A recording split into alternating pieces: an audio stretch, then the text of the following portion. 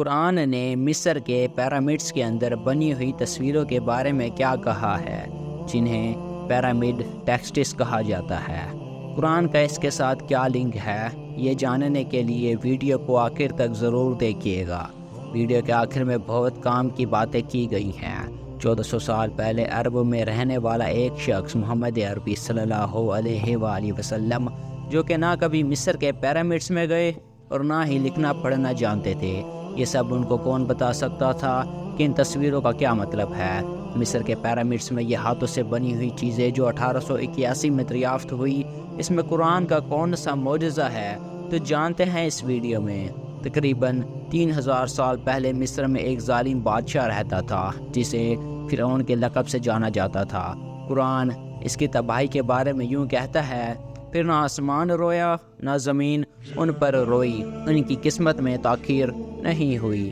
قرآن بہت سے ظالم بادشاہوں اور بدکاروں کے بارے میں کہتا ہے، لیکن فرعون کی تباہی کے بارے میں بات کرتے وقت اللہ تعالیٰ یہ جملہ استعمال کرتا ہے کہ آسمان اور زمین روئے نہیں۔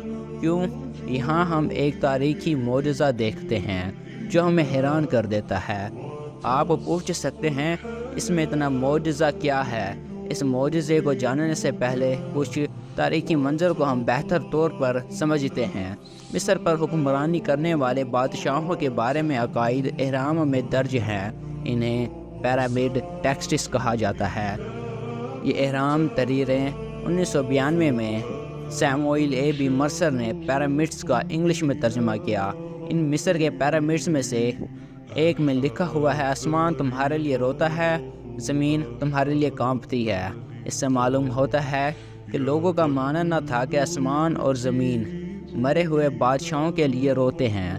ان اہرامی مصر کی تحریروں اور قرآن کی آیت کا موازنہ کرتے ہیں۔ پیرامڈس میں موجود تصویروں کا الٹ قرآن کہتا ہے، پھر نہ آسمان رویا نہ زمین روئی، ان کی قسمت میں تاخیر نہیں ہوئی۔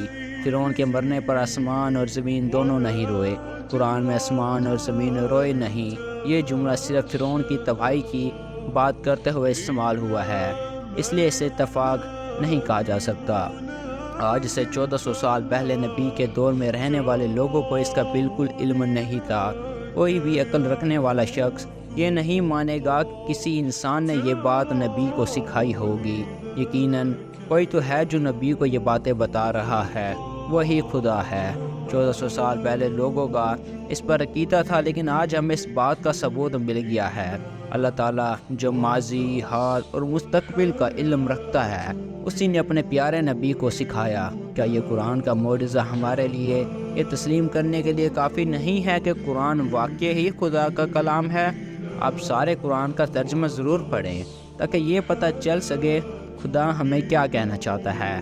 ایسے ہی دلچسپ اسلامی اور سائنس اور ٹیکنالوجی سے ریلیٹڈ ویڈیو میں اگر آپ انٹرسٹ رکھتے ہیں تو آپ ہمارے چینل کو ضرور سبسکرائب کریے گا۔